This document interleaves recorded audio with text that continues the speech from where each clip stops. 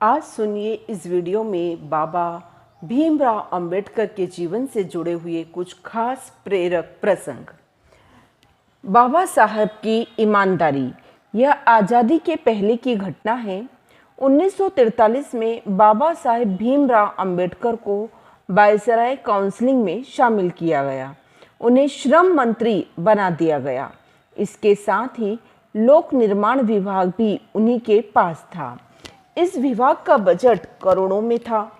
ठेकेदारों में इसका ठेका लेने की होड़ लगी रहती थी। इसी लालच में दिल्ली के एक बड़े ठेकेदार ने अपने पुत्र को बाबा साहेब के पुत्र यशवंत राव के पास भेजा।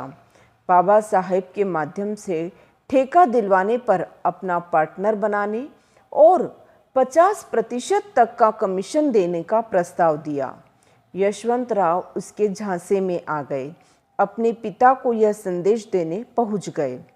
जैसे ही बाबा साहब ने ये बातें सुनी तो वे आग बबूला हो गए। उन्होंने कहा, मैं यहाँ पर केवल समाज के उद्धार का ध्येय लेकर आया हूँ, अपनी संतान को पालने नहीं आया हूँ।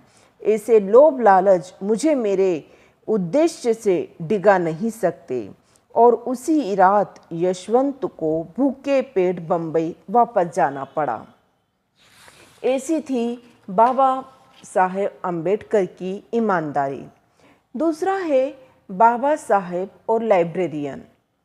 डॉक्टर अंबेडकर ने अपने जीवन में बहुत कष्ट सहे, लेकिन कभी भी अपनी शिक्षा को प्रभावित नहीं होने दिया। उन्हें किताब पढ़ने का बेहद शौक था।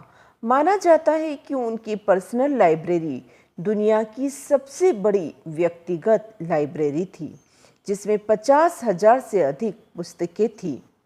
लंदन प्रवास के दौरान वे रोज एक लाइब्रेरी में जाया करते थे और घंटों पढ़ाई किया करते थे। एक बार वे लंच टाइम में अकेले लाइब्रेरी में बैठे बैठे ब्रेड का एक टुकड़ा खा रहे थे कि तभी लाइब्रेरियन ने उन्हें देख लिया और उन्हें डांटने लगे कि यहाँ छिपकर खाना खा रहे हैं। लाइब्रेरियन ने उन पर फाइन लगाने और उनकी मेंबरशिप खत्म करने की धमकी दी। तब बाबा साहेब ने क्षमा मांगी और अपने समाज के संघर्ष और अपने इंग्लैंड आने की वजह के बारे में बताया। उन्होंने यह भी बड़ी ईमानदारी से कबूल किया कि रेस्टोरेंट में जाकर लंच करने के लिए उनके पास पर्याप्त पैसे नहीं हैं। उनकी बात सुनकर लाइब्रेरियन बोला, आज से तुम लंच मेरे यहाँ करना, मेरे साथ बैठकर करना, मैं तुमसे अपना खाना शेयर करूँगा।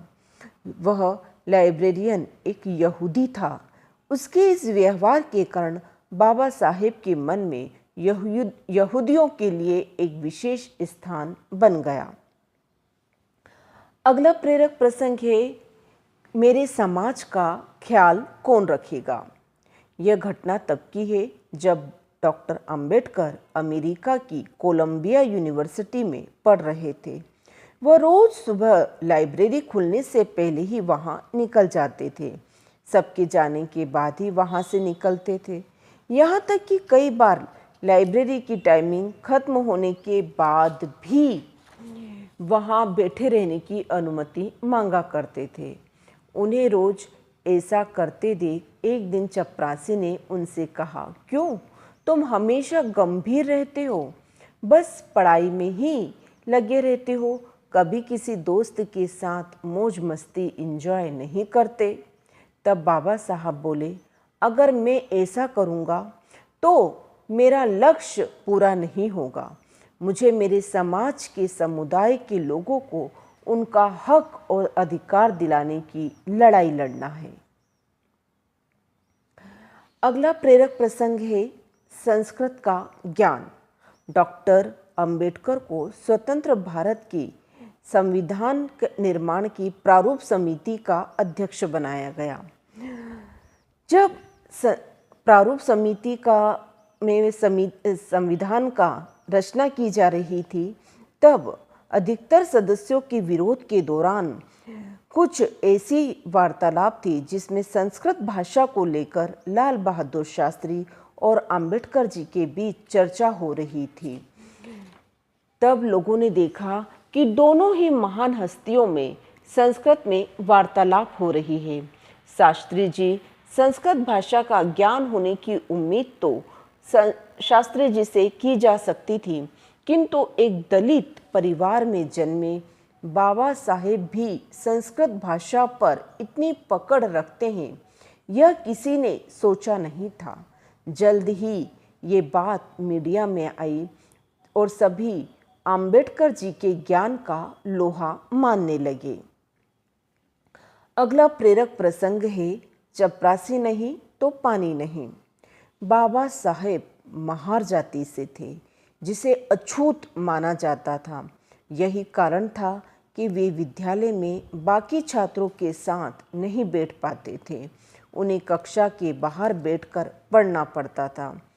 इनके अलावा उन्हें विद्यालय का नल छूने की भी अनुमति नहीं थी, जबकि बाकी छात्र जब चाहे तब नल चलाकर पानी पी सकते थे। उन्हें सिर्फ एक ही सूरत में पानी मिल सकता था कि जब विद्यालय का चपरासी भी उपस्थित हो। यदि वह नहीं होता तो उन्हें कोई भी पानी नहीं देता था। इस बात पर उन्होंने अपने एक आर्टिकल में लिखा है कि नो प्यून नो वाटर।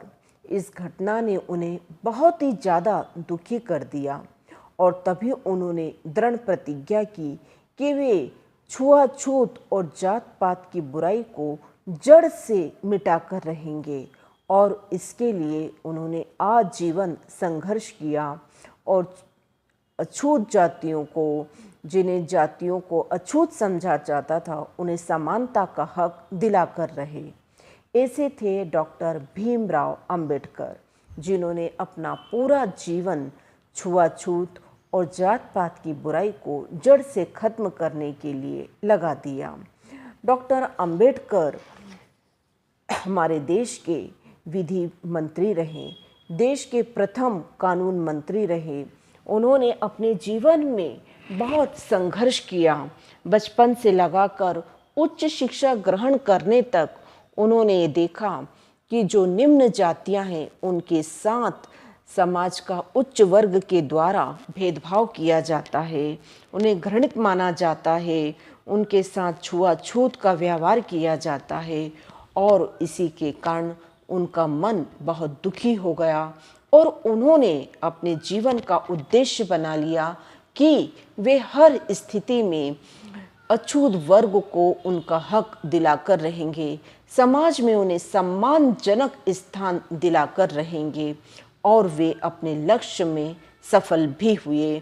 उन्होंने संविधान में कुछ ऐसी व्यवस्था करी कि निम्न वर्ग अछूत वर्ग को भी समानता का हक मिल सके। ऐसे थे doctor Bhimrao Ambedkar. Please video को लाइक और शेयर करना न भूलना।